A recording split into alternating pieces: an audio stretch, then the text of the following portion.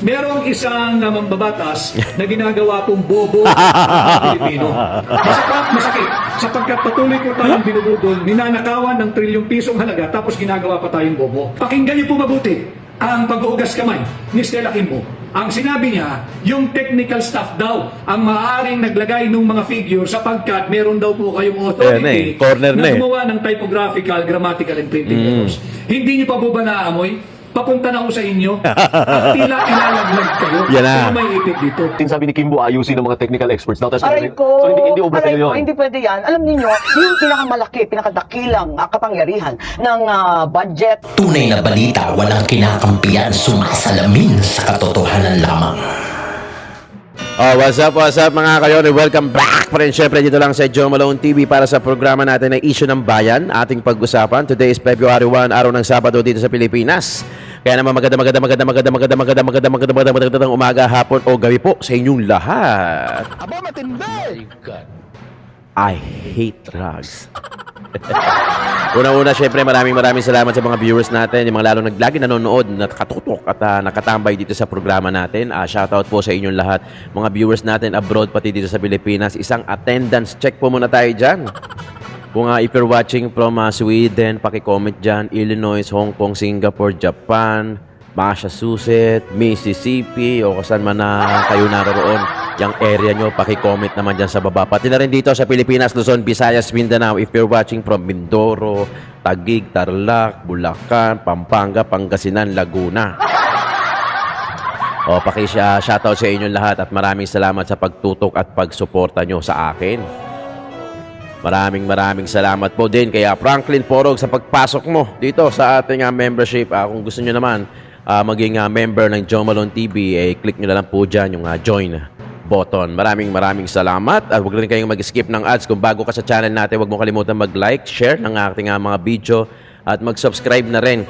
At i-click mo na rin yung notification bell para lagi kayong updated sa mga videos na ina-upload natin araw-araw, diba? O eto na. Ay, nako, grabe.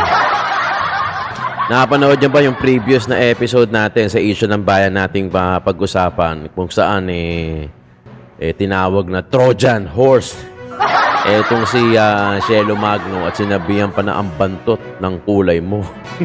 Aba, matindi! Oo, kasi di ba kumukuha rin tayo diyan.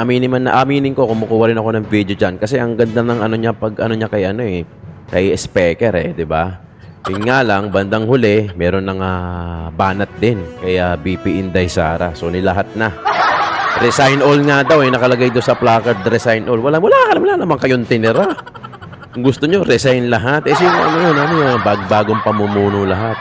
Napaka-imposible naman ang sinasabi nyo niyan. Diba? Diyan sa panawagan ng resign all.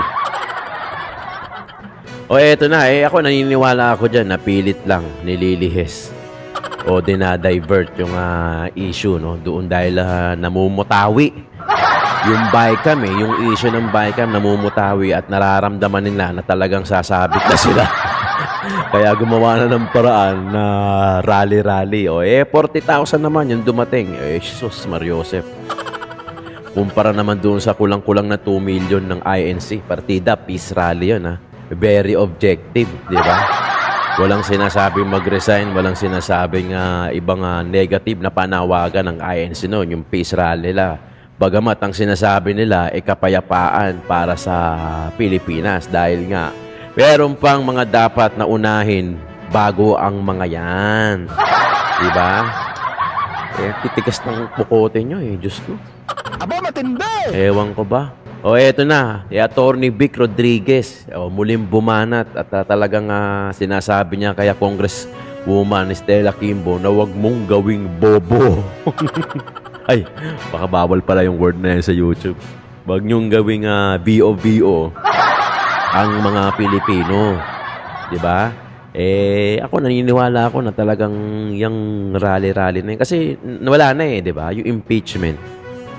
According din sa mga congressmen, sa mga ilang mga politics expert, mga eksperto na hindi na nga abot due to time constraint. Kung gusto nila sa 20th Congress nila ituloy, titigas ng ulo. Diba? Sabagay, sayang naman yung hirap nila. last year, di ba? Kaya tutuloy na lang nila. No, nasubo na yung kaning mainit eh. Kahit anong mangyari, wag niyong iluluha. Di ba? Wag niyong iluluha. Mainit, boss. Hindi, okay lang yan. Okay lang yan. Nandiyan na tayo. Sige, ilulukoy mo na yan. Di ba? Kaya muling binanatan ni Atty. Vic Rodriguez, etong mga, Diyos ko, Santissima, wala daw. Typo daw. Panoorin na natin, ito si Atty. Vic, kung paano niya supalpalin at basagin itong si Congresswoman Stella Kimbo. Issue ng bayan nating pag-usapan. Huwag niyo kalimutan mag-like, share ng video natin. Huwag na rin kayong mag-skip ng ads. Supportan niyo sa mga content creators, sa mga political vlogger na tulad natin. Maraming salamat sana mag-stay kayo hanggang dulo ng video natin. At huwag na rin kayo mag-skip ng ads. Thank you. Issue ng bayan nating pag-usapan. Joe Malone TV. Yung mga kongresista na pilit nagtatakip ng pinakamalaking anomalya, yung biggest money heist ever in the history of the Philippines, 6.325 trillion pesos po. 6.325 trillion pesos. Grabe. Ito po yung kanilang rinapipikahan, inaprubahan, pirmado at inihain nga po dito sa House Bills and Index Service. Ito po yan, kitang-kita dyan. Pirmado po, sapagkat nais kong paalalahanan yung mga nagsisinungaling na kongresista, silipin po ninyo yung sarili ninyong House rules. Yung rules po ng House of Representatives, specifically yung Section 63 at saka yung Section 64. Sabi po sa inyong sariling rules diyan sa House of Representatives, pagkatapos na yung Conference Committee Report, kinakailangan pirmahan ang bawat pahina. Ayan po pirmado. Yung bawat pahina, pirmado. Mga kababayan, pirmado. I'm sure nakita nyo na yan no, sa ibang mga video. Ikita naman natin, pirmado, bawat pahina. Pirmado. Kompleto Makikita naman talaga na ito'y pinirmahan Malinaw po yan yung last page. Meron Pirmado po yan. I hope nakikita Merong niyo pirma Pirmado ito. Ayan Pinag-usapan natin dahil mahalaga na pag-usapan natin ang kung paano sinalaula ang proseso ng pagpasa ng budget. Hindi, alam ko natakal ko na to maraming beses. Kaso makakalimutan Makakalimutan. Kaya tulungan nyo ako mga kayo na. Tulungan nyo ako dahil napupunta na naman tayo sa ibang issue baka mamaya makakalimutan to, makaligtas sila. Di ba? Samahan natin si Atty. Vic Rodriguez sa mga naniniwala kay Atty. Vic, kay Congressman Rodante Marcoleta na dapat kay Congressman Ungab na dapat tutukan itong BICAM. Huwag natin kalimutan. Kaya huwag kayong mag-skip, like and share ng mga video natin. Kasi feeling ko talagang gumagawa sila ng paraan para may divert yung issue Ito po yung mga pumirma. Pirmado Dahil tayo sa Hakbang ng Maisog, incidentally ay nagdiwang po ng unang taong anibersaryo ng Hakbang ng Maisog kahapon sa mga Maisog. Happy anniversary po. Happy anniversary, Maisog. Tayong lumalaban at nananawagan ng transparency and Post natin. Pirmado, Joseph Victor, Ejercito, Senator Mark Villar, Senator Francis Tolentino, Senator Jinggoy Estrada, si Senator Coco Pimentel, wala. Senator Marcelino Libanan, Michael Duayat, hindi ko kilala itong mga to. Halo-halo na pala to. May representative sa Congress. And this is the reason why I am showing you this copy of the Bicameral Conference Committee Report.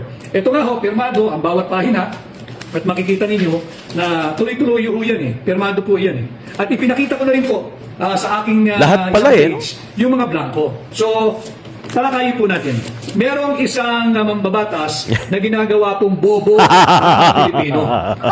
Masakit. Sapagkat patuloy po tayong binubudol, ninanakawan ng trilyong pisong halaga, tapos ginagawa pa tayong bobo. Ang sinasabi mo kasi, ng mambabatas na yan na taga-Marikina, Yan. hindi ko kasi matanggap Congresswoman Stella Kimbo, hindi ko matanggap na ginagawa mo naman bobo, ma'am, yung mga Pilipino. Hindi mo naman bobo mga Pilipino. Kaya ako nagkakaroon ng ganito diretsong ugnayan sa mamamayang Pilipino sapagkat sinisikap kong pasimplihin yung mga usapin.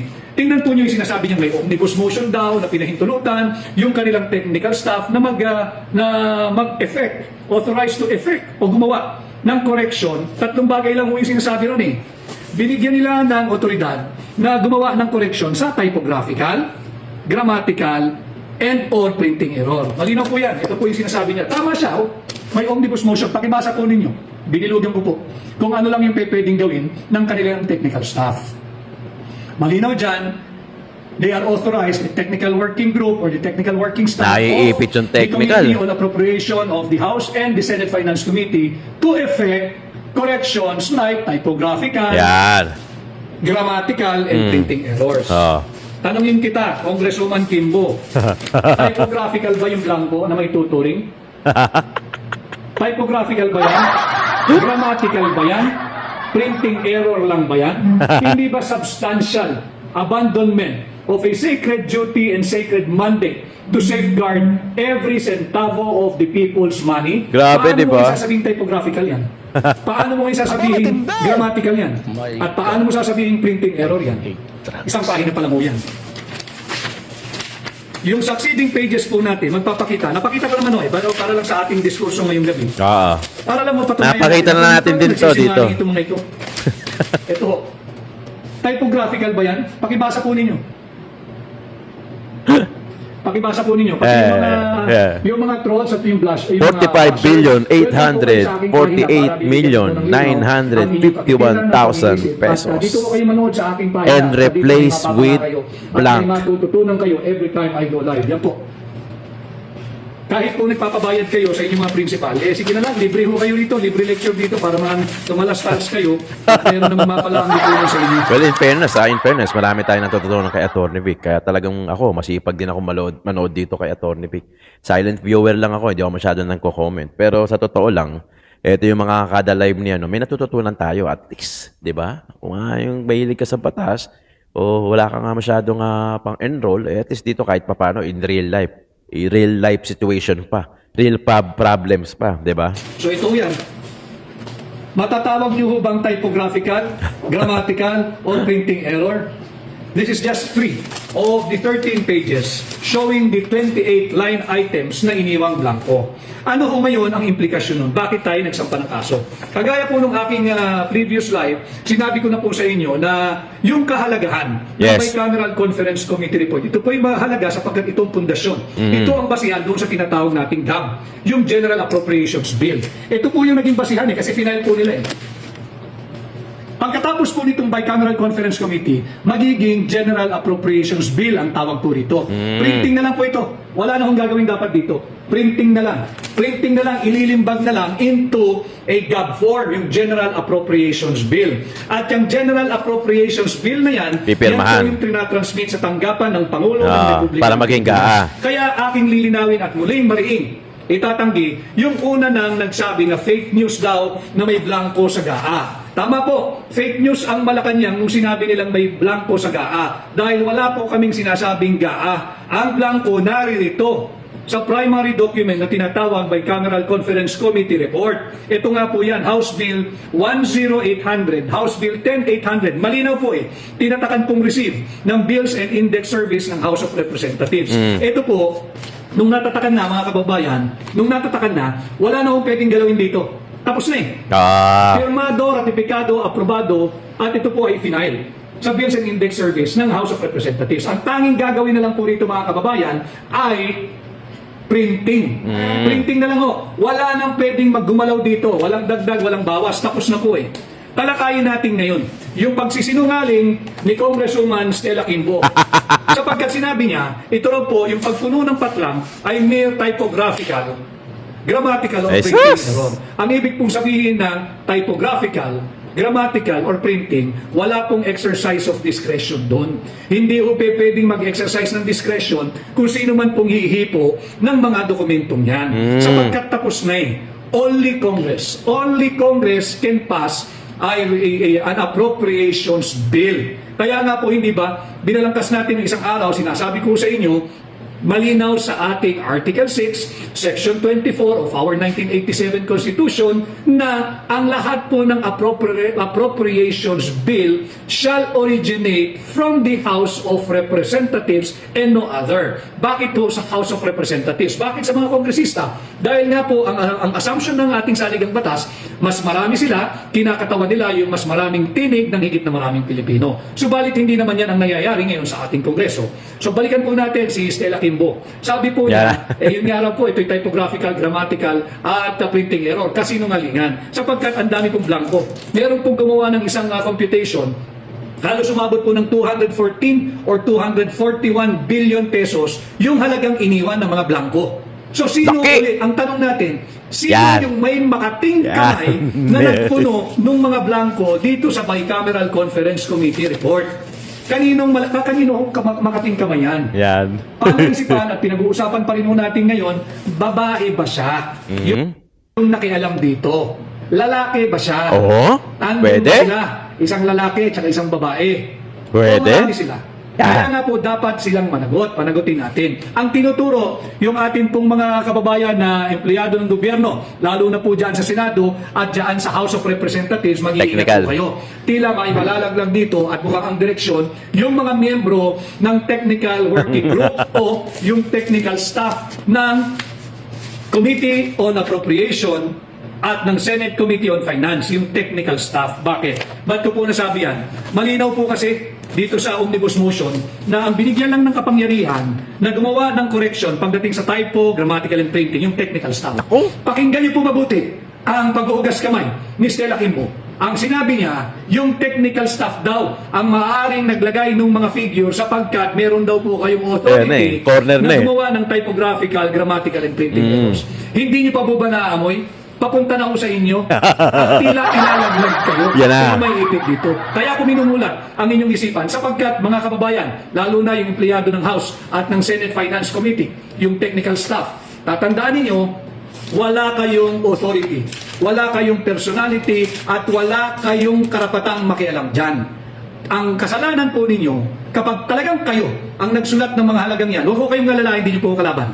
Hindi ako naniniwala na mga miyembro ng technical staff o technical working group ng mga Committee on Appropriation ng House of Representatives at Committee on Finance ng Senadong gumawa niyan. Hindi ho gagalaw yung mga yan. May nag-utos. Yes. Sapagkat alam mo nila, mananagot sila sa batas. Kung technical yan, pucha, lakas naman ng loob Yan po yan. ay falsification of legislative Legislative document. Yan po ay documents. usurpation of authority. Di naman kayo mambabatas eh. Wala naman sa saligang batas na pwedeng gumalaw ang Bicameral Conference Committee staff, technical working staff, pagdating sa final, ratified, passed, approved, and signed na final Bicameral Conference Committee report. Wala po kayong kapangyarihan. At yan din po ay falsification of legislative proceedings at maaari din niya pong usurpation of authority. So makikita natin kawing-kawing na kasong kriminal. Huwag ho kayong pumayag na kayo ang ilalaglag. Dapat natin panagutin kung sinong yung makating Yes. kamay Yan. na may alam at naglagay ng mga figures o halaga Value. dito sa napakaraming blanco na ginawang batas ngayon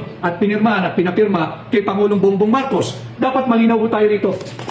Okay. Ngayon, yung sinasabi ni Stella Kimbo, yung mga taga-Marikina, mag-isip-isip po kayo. Kung ganitong uri ang nag-a-apply sa inyong aplikante bilang mayor, delikado po kayo. Basag. Mauubos ang pera ng Marikina. Mas bilib pa ako doon sa mga barangay captain at barangay council. Yung konseho po ng barangay ng Marikina, nagse-seminar po yan. Sigurado ako marunong magpasa ng budget yan. Basag na basag si Stella. Aba, matindi! Di ba? My I hate drugs. Ganun kalupit at kagaling magpaliwanag in layman's term etong si Attorney Vic Rodriguez na talagang to the point na maiintindihan mo word by word. 'Di ba? Okay, pag hindi nyo pa nag-get siya, ewan ko na lang. 'Di ba? Ang galing magpaliwanag ni Attorney Vic. Partida, wala ata akong nakitang binabasa niyang script o ano man o prompter o 'di ba?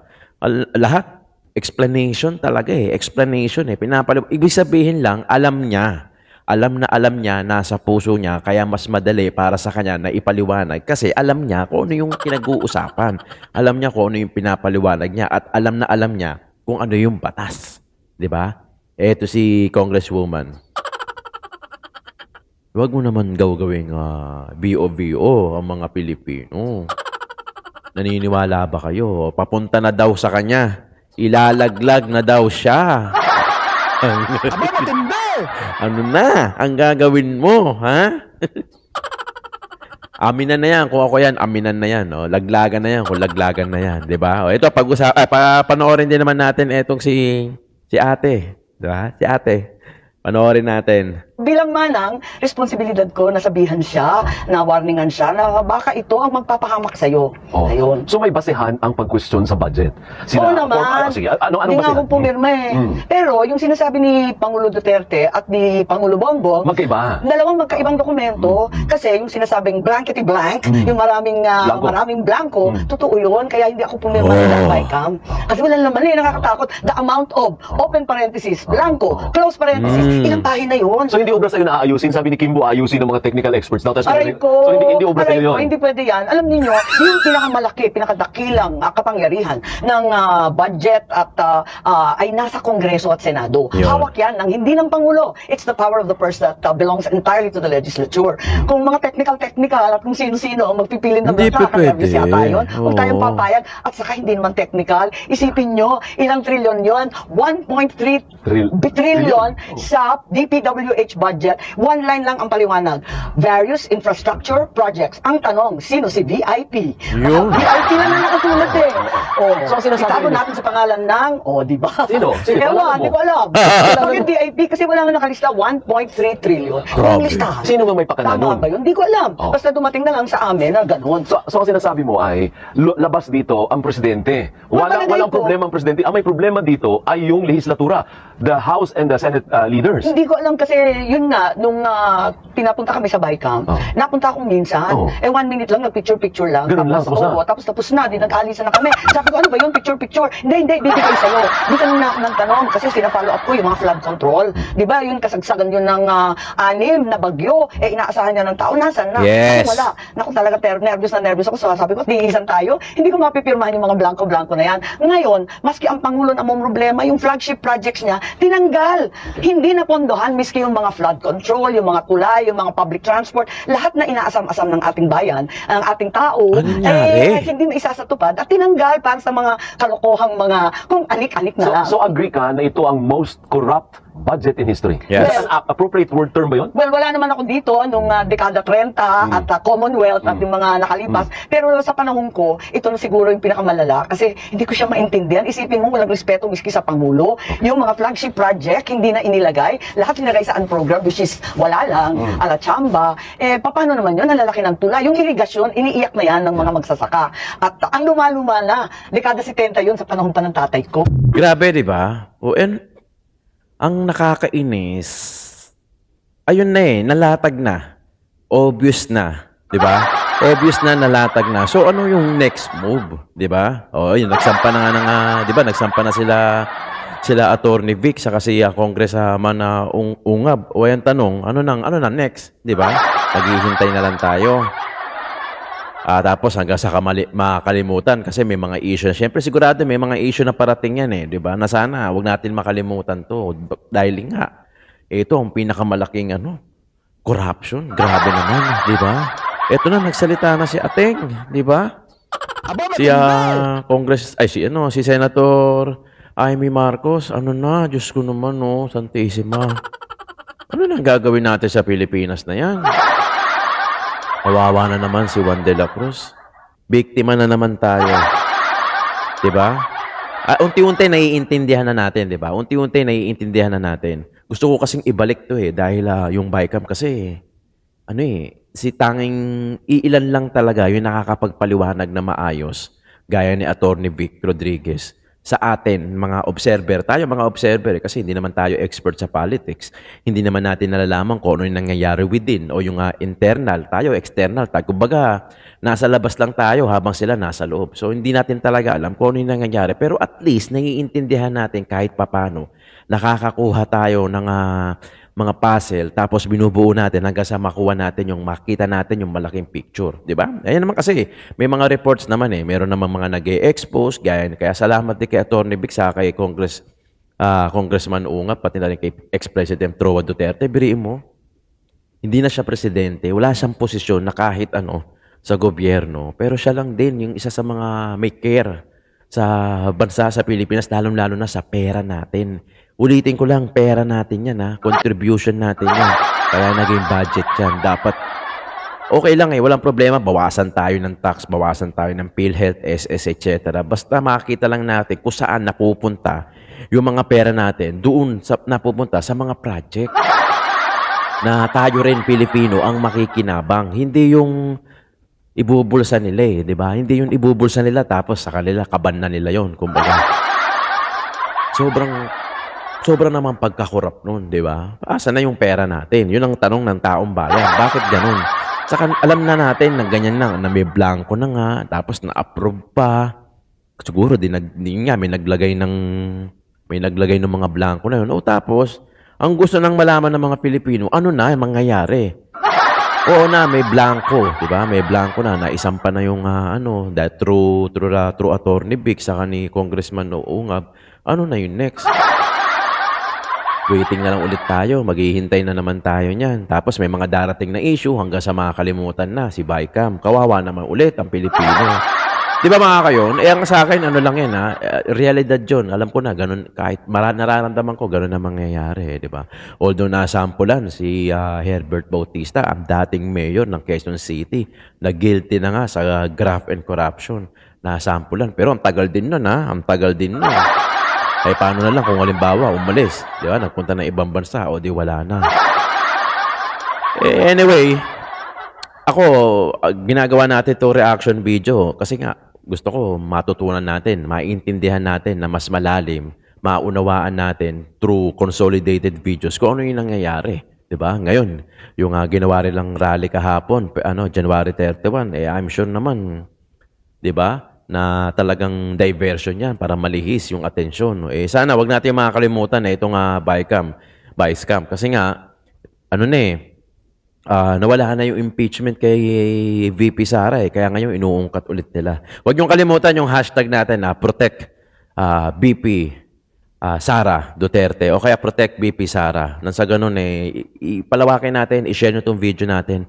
Nang sa ganun maraming makaalam. Marami na tayo sana mas marami pa yung makaalam, mas malayo pa yung marating yung papakitang suporta natin dito kay VP Inday Sara. Kasi talagang ito na, inuungkat na naman. Although hindi naman ramdam yan, yung 40 mil na nag-rally compare naman doon sa objective na ginawa ng peace rally. Hindi ko kino-compare yung dalawa pero kasi si INC talagang ang layo nila very objective di ba? Nakapayapaan, no? Wala naman silang sinasabi na magbitaw si ganito, mag-i-impeach si ganyan. Ang sinabi lang nila kapayapaan para sa lahat kasi nga marami pang mas malaking problema na dapat ikasuhin, di ba? Unlike ng mga ibang pagtitipon sa EDSA, meron silang kumbaga subjective yung ginagawa nila.